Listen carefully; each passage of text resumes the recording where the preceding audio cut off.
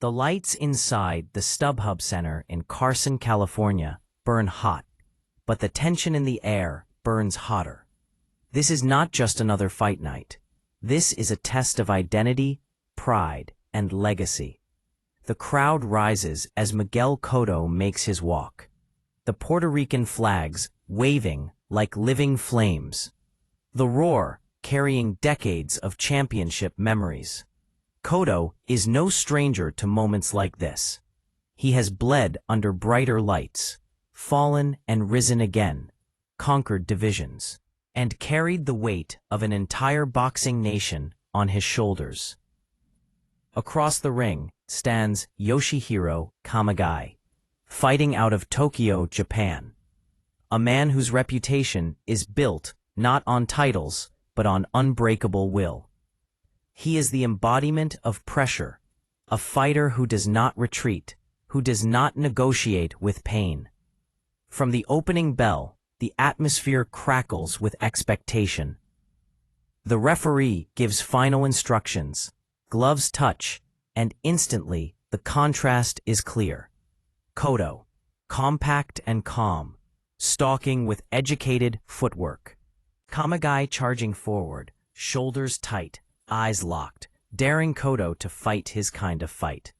The early moments are a feel-out only in appearance, because every punch carries intent. Cotto digs the left hook to the body, the same punch that carved his legacy and broke champions before him. Kamegai answers with his own hook, less refined but fueled by raw aggression.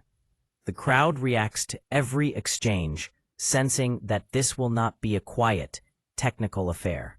It is control versus chaos, precision versus persistence, experience versus hunger, and already the rhythm of a war is forming.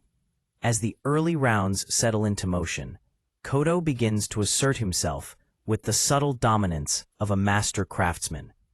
His jab snaps Kamegai's head back, not to punish, but to command distance.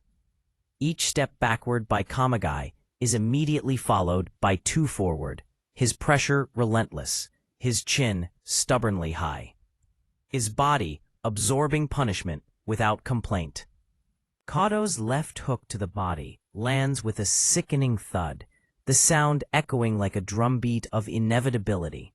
Kamegai grins, nods, even exaggerates reactions to fouls and inside contact, trying to disrupt Cotto's rhythm, trying to drag him into a trench war.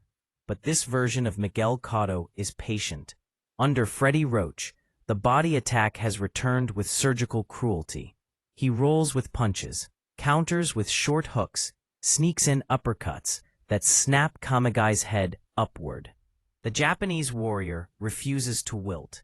He bangs his gloves together, invites more punishment, fires back with straight rights and looping hooks, knowing full well he cannot outbox Cotto.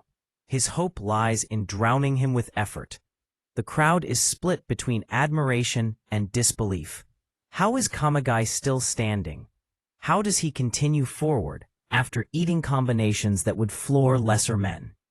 By the end of the third round, the scorecards begin to tell a clear story, but the fight itself tells another, one of pride, stubbornness, and an almost irrational refusal to yield. This is no longer about winning rounds for Kamegai. It is about surviving them. The middle rounds turn brutal, and the fight transforms into a living demonstration of punishment and endurance. Cotto increases the tempo, his combinations flowing with cruel efficiency. Jab, right hand, left hook, body, head, repeat. Kamegai absorbs it all, rolling with punches, his head snapping back, only to come forward again. His face begins to show damage, mouth bloodied, eyes swollen, yet his feet never stop moving toward Cotto. The commentary wonders aloud how much more he can take, but Kamegai answers by throwing harder, digging to the body, swinging with everything he has left. The mismatch in skill is undeniable, yet the courage on display is undeniable as well. Every thunderous body shot from Cotto draws a gasp from the crowd. Every wild return from Kamegai earns applause born from respect rather than hope. Cotto's power is heavy-handed, deliberate, calculated. He is not reckless, he is dismantling. And still, Kamegai refuses to fall. Round after round, the same story unfolds. Cotto landing clean, precise, authoritative shots. Kamegai marching forward, through them, fueled by heart alone.